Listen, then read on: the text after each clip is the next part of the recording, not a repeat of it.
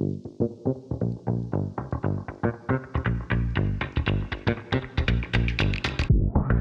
guess once you've done your survey, you're the ones I've seen, and which I think everyone else sees, you produce a, for a pre-purchase inspection, for example, you produce a written report.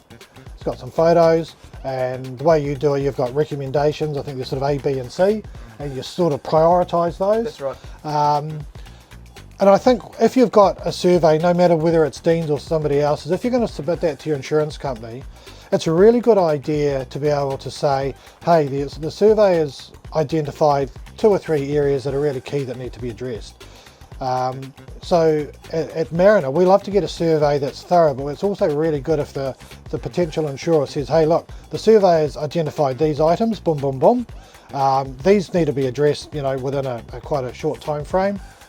This is the plan we've got to do those.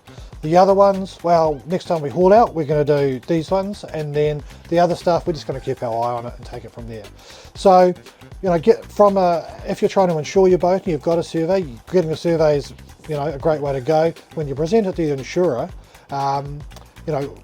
it's really good to present yourself in a good light as well. So if you're being proactive and saying, look, I've got my survey, yeah, sure, it's a 20-year-old, 25-year-old Kiwi boat, of course there's going to be issues, but we like to know that, you're presenting it and you've got a plan.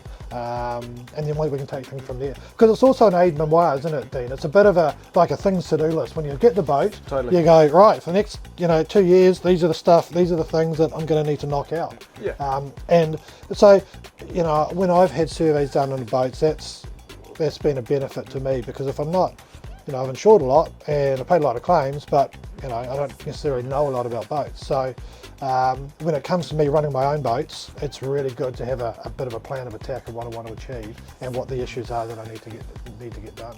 And that's another benefit of getting a survey, not just to get insured, but also gives you a bit of a running start of what your maintenance program should be. So that's really interesting stuff, Dean. Now, I know that you're a member of the International Institute of Marine Surveyors. Yep. But if we take your sort of Marine Survey New Zealand cap off for a sec, if you're a boatie in New Zealand and you're looking to find a surveyor, what should you be looking for in a surveyor? Yeah, good question. I think, you're putting a lot of time and effort into buying a boat. Yeah. You include the financial outlay as Yeah. well.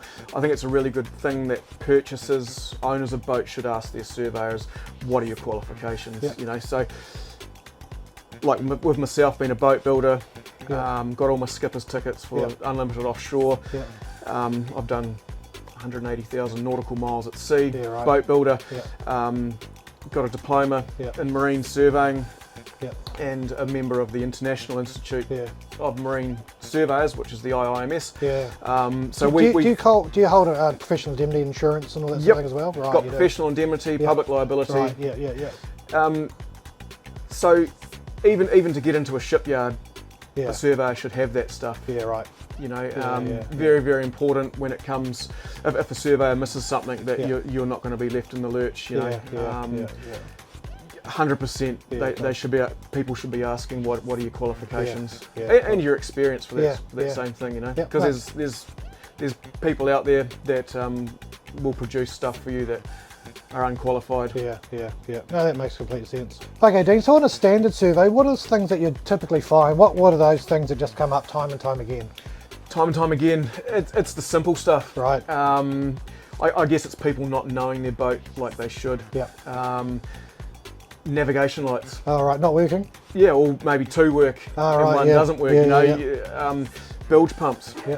An alarm not working or a Right. float switch not working. Yeah, right. That's simple stuff, Yeah, and I yeah. think people should really, before a survey, go right through their boat themselves, and Yeah. they should know, okay, that's not working, let's Yeah, get that fixed. Because if you're selling a boat and you're buying it through a broker, you're presenting the boat. The broker may not necessarily know, so you're not sort of abdicating authority, or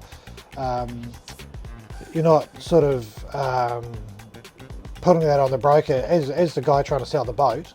You need to make sure these little things are nailed so they don't come up on a survey. Yeah, and a lot of it's a safety thing, Yeah. if we're not finding stuff with structure, like any boat can be different with Yeah. structural defect, it's like you say, the same things that pop up as the safety stuff. Flares are out of date. Yeah. There might be an old life jacket that's a K-pop. Yeah, right. It's about making sure Yeah. you're prepared enough for the surveyor to come on board and not, apart from structure, it's the simple things. Yeah, right, cool, yeah. Good stuff. Well, that's been really good, Dean. I think there's some really good information come out. I'm a little bit shocked about what you can find on some people's boats when you do a survey, but I guess it's it's one of those things, I guess. But look, it's been really good having you aboard. I think there's some really good information that we've got out that hopefully some boaties and potential insurers and people who are selling boats and buying boats can get some really good information out of this. So look, that's about it from us. Thanks again, Dean. If anyone wants to get in touch with Dean, the best way is through his website, which is marinesurveynewzealand.com. There's a contact form there. You can get in touch with Dean. As he said, he travels around the country, around the South Pacific, so he's always into accruing a few more air points. So get in touch with him, and thanks very much for watching, and we'll see you next time.